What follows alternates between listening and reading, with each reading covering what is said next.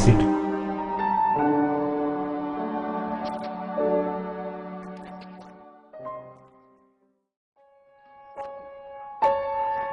Science.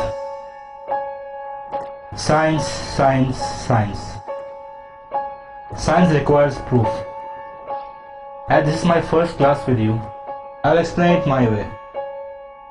You are Muslim, right? Yes, sir. So you believe in God? Absolutely, sir. Is God good? Of course, sir. Is God all-powerful? Yes. My brother died of cancer, although he prayed to God to heal him. Most of us would attempt to help others who are ill, but God didn't. How is this God good then? You can't answer, can you? Let's start again, young fella. Is God good? Yes, sir. Is Satan good? No. Who created Satan? God. That's right. Tell me, son, is there evil in this world? Yes, Professor. Evil is everywhere, isn't it? Yes, sir. And God did make everything, correct? Is there sickness, immorality, hatred, ugliness? All these terrible things exist in this world, don't they? Yes, Professor. So who created them? Science says you have 5 senses you use to identify and observe the world around you. Tell me, son, have you ever seen God? No, Professor. Tell us if you have ever heard your God. No, Professor. Have you ever felt your God, tasted your God, smelt your God? Have you ever had any sensory perception of God for that matter? No, I'm afraid I haven't. Yet you still believe in Him. Yes, Professor. According to empirical, stable, demonstrable protocol, science says your God doesn't exist. What do you say to that, my son? Nothing. I only have my faith. Yes, faith. And that is the problem which science has. Professor, is there such a thing as heat? Yes. And is there such a thing as cold? What kind of question is this? We all know there is cold. No, sir, there isn't. You can have lots of heat, superheat, mega heat, white heat, little heat, or no heat, but we don't have anything as cold.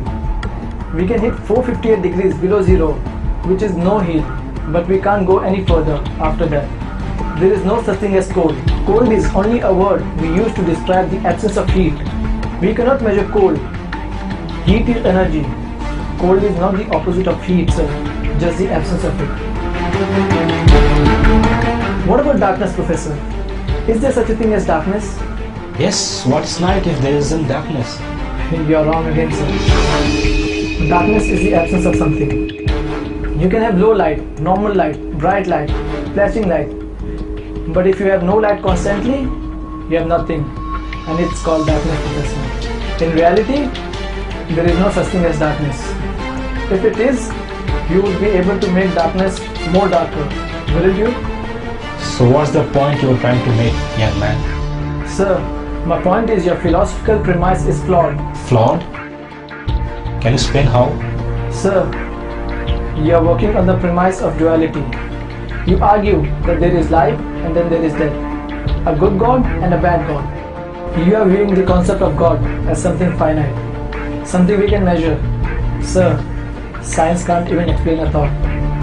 It uses electricity and magnetism, but has never seen, much less fully understood either one. You view death as the opposite of life. Is to be ignorant of the fact that death cannot exist as a substantive thing. Death is not the opposite of life, just the absence of it. Now tell me, Professor, do you teach your students that they evolved from apes? If you are referring to the natural evolutionary process, yes, of course I do. Have you ever observed evolution with your own eyes, Professor? Since no one has ever observed the process of evolution at work and cannot even prove that this process is an ongoing endeavor, are you not teaching your opinion, sir? Are you not a scientist, but a preacher, Professor? Is there anyone in the class who has ever seen Professor's brain? No one appears to have done so. So according to the established rules of empirical, stable, demonstrable protocol, science says that you have no brain, sir. With all due respect, sir, how do we then trust your lectures, Professor? I guess you will have to take them on faith, son. That is it, Professor.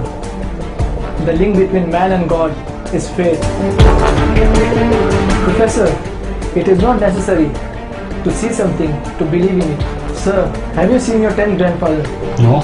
So then how can you prove that he existed? My presence proves existence because I have come from him. Exactly, Professor.